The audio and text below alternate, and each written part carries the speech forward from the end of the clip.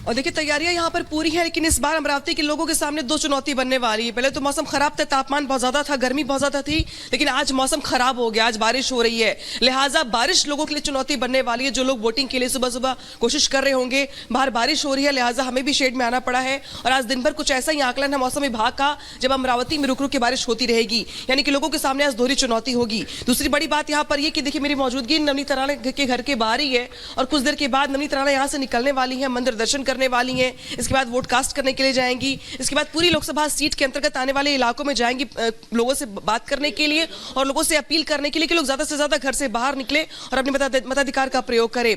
बड़ी बात यहां पर देखिए ये भी कि जिस तरीके से अगर महाराष्ट्र की लड़ाई की बात की जाए तो अमरावती सीट हमेशा से ही हॉट सीट मानी गई है। हालांकि नवनीत राणा पिछली बार इस सीट से निर्दलीय चुनाव जीती थी, लेकिन इस बार उनका मुकाबला कांग्रेस के बलवंत वानखेड़े से होने वाला है। सीधा टक्कर यहां पर दिखाई दे रहा है बलवंत वानखेड़े और नवनीत राणा के बीच में। हालांकि नवनीत राणा इस सीट से ज्यादा भारी इसलिए दिखाई देती है क्योंकि वो इस सीट से निर्दलीय रह चुकी हैं, जनता के बीच में ऑलरेडी है, उनकी पकड़ ज्यादा मजबूत है, और चूंकि 18 लाख वोटरों की लोकसभा सीट है, लिहाजा जो कास्ट फैक्टर की अगर बात की जाए तो वो भी नवनीत राणा के पक्ष में जाता हुआ दिखाई देता है। एससी के लिए सीट आरक्षित रखी गई है, और अगर एससी वोटर्स की बात की जाए तो वही यहाँ पे प्रत्याशी के भाग्य का फैसला भी करते हैं, यानी कि जो एससी वोटर्स है वो एक बार फिर से आज प्रत्याशी के भाग्य का फैसला करेंगे। हालांकि इस बार जो कांग्रेस की बलवंत वानखेड़े हैं वो भी तमाम सरकार की योजनाएं गिनवाते हुए कांग्रेस के मैनिफेस्टो की याद दिला रहे हैं, कांग्रेस के मैनिफेस्टो की बात कर रहे हैं, और रोजगार की गारंटी का दावा यहां पे उनकी ओर से किया जा रहा है। लिहाजा यहां पे जो मुकाबला है वो सीधा दिखाई देता है। सीधे रुक करते हैं प्रियंका जो जुड़ गए हमारे साथ जोधपुर से। प्रियंका, आपके पास आते हुए सवाल दरअसल ये कि क्या माहौल देख पा रही है अपने पास आप, और वोटिंग शुरू होने में कुछ वक्त ही रह गया है, मौसम कैसा है वहां का? बिल्कुल, देखिए मौसम अभी बहुत अच्छा है, लेकिन धीरे धीरे तापमान बढ़ेगा, धूप होगी। 7 बजे से यहाँ पर वोटिंग की प्रक्रिया शुरू हो जाएगी। मैं आपको तैयारियों का एक बार यहाँ जायजा करा देती हूँ। देखिए यहाँ पर शेड लगा दिया गया है ताकि अगर लगातार यहाँ पर वोटर्स की संख्या बढ़े तो उन्हें धूप में परेशान ना होना पड़े, वो आराम से छांव में खड़े होकर अपनी बारी का इंतजार करें। इसके अलावा देखिए हम कहेंगे थोड़ा सा इरफान को कि थोड़ा नजदीक आने की कोशिश करें। हम देखिए यहाँ पर दिखा रहे हैं सुरक्षा कर्मियों का भी जबरदस्त पहरा है। इसके अलावा लगातार तैयारी हो रही है, पानी का इंतजाम है ताकि लोगों को गर्मी परेशान ना करे, वो आराम से पानी पी सके।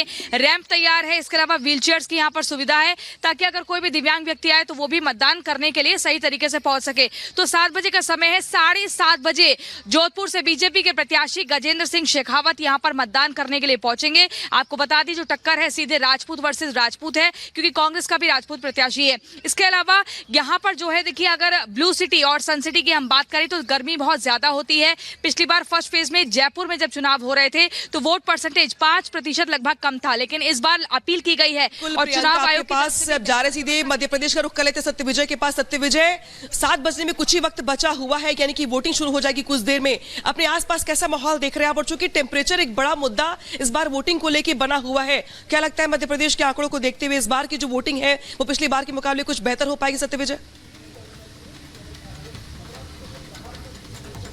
या बिल्कुल, देखिए मैं मध्य प्रदेश के खजुराहो में हूँ।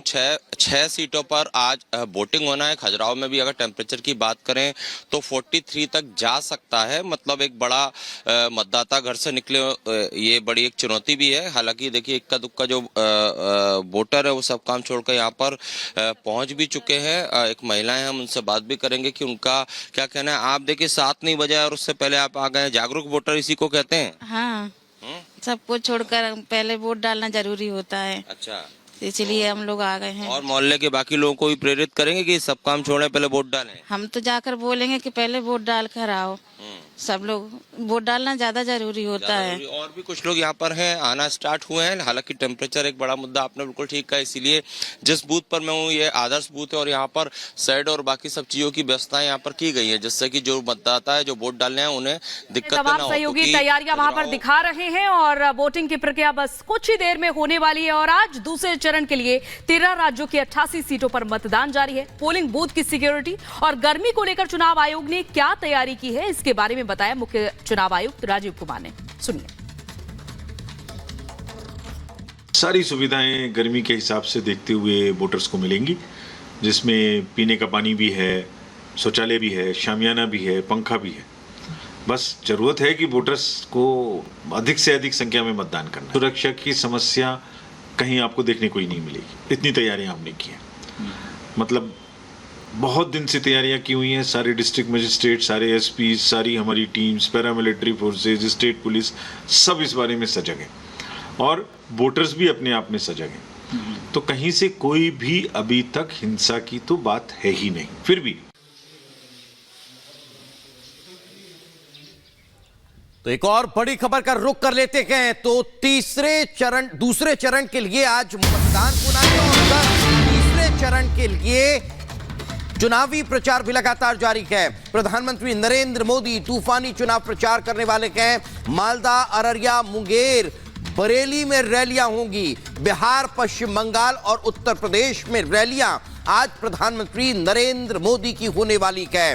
तो एक तरफ दूसरे चरण का मतदान और दूसरे तरफ तीसरे चरण को लेकर तूफानी दौरा, प्रचार प्रसार प्रधानमंत्री नरेंद्र मोदी का लगातार जारी रहने वाला है।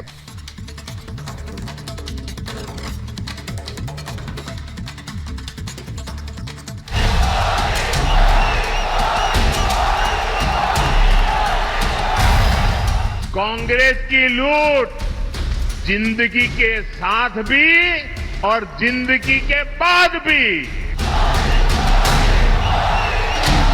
मोदी 56 इंच का सीना तान करके खड़ा हो गया है। वार पलटवार, जंग जोरदार। तीसरे चरण का मेगा प्रचार।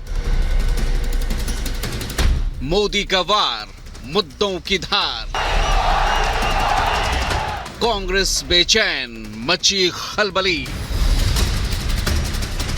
4 जून को 400 पार। अब की बार फिर मोदी सरकार के नारे के साथ बीजेपी ने अपने चुनावी अभियान की पीएम मोदी के दमदार नेतृत्व में शुरुआत की। पहले दौर से दूसरे दौर में कई मुद्दों पर पक्ष विपक्ष ने एक दूसरे को घेरा है। विपक्ष जहां संविधान और लोकतंत्र बचाने के नाम पर जनता से वोट देने की गुहार लगा रहा है, तो वहीं पीएम मोदी ने कांग्रेस को मैनिफेस्टो, मंगलसूत्र, मुसलमान तुष्टीकरण, परिवारवाद और भ्रष्टाचार जैसे मुद्दों पर घेरा है। आज एक बार फिर पीएम मोदी तीसरे चरण के रण के लिए प्रचार अभियान की कमान संभालेंगे। पीएम मोदी आज पश्चिम बंगाल, बिहार और यूपी में रैलियां करेंगे। मालदा, अररिया, मुंगेर और बरेली में पीएम मोदी की रैली होगी। सुबह 11:15 बजे पीएम मालदा उत्तर में प्रचार करेंगे। दोपहर 1:15 बजे बिहार के अररिया में पीएम मोदी की मेगा रैली होगी। मुंगेर में दोपहर 2:45 बजे पीएम प्रचार करेंगे, तो वहीं शाम 6:30 बजे बरेली में पीएम का रोड शो होगा। पीएम के निशाने पर कांग्रेस समेत पूरा विपक्ष है और पीएम के सियासी प्रहार से विपक्ष हलकान है। दूसरे दौर तक आते आते सियासी तपिश काफी बढ़ चुकी है। कांग्रेस पूरे देश में आरक्षण का कर्नाटका मॉडल लागू करना चाहती है। अब आपको मालूम है एक कर्नाटका मॉडल क्या है? एससी, एसटी, ओबीसी और सामान्य वर्ग के गरीब। कर्नाटका मॉडल बड़ा भयंकर है जी, खतरनाक है। मैं भी ओबीसी हूं, मैं तो डर ही गया। अगर मैं डर गया तो आपका क्या हुआ होगा? धार्मिक आधार पर आरक्षण और वोट बैंक के लिए तुष्टीकरण की राजनीति करने वाली कांग्रेस का हिडन एजेंडा बेनकाब हो चुका है। अपने ही चुनावी चक्रव्यूह में कांग्रेस बुरी तरह फंसती जा रही है।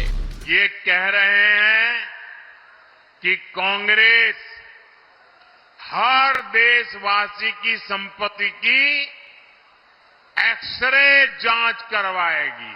कितने गहने हैं, माताओं बहनों का मंगलसूत्र कितने सोने का है, आपने जो गाड़ी कमाई से इकट्ठा किया है वो कहते एक्सरे करके ले लिया जाएगा और जिनके पास नहीं है उनमें बांटा जाएगा।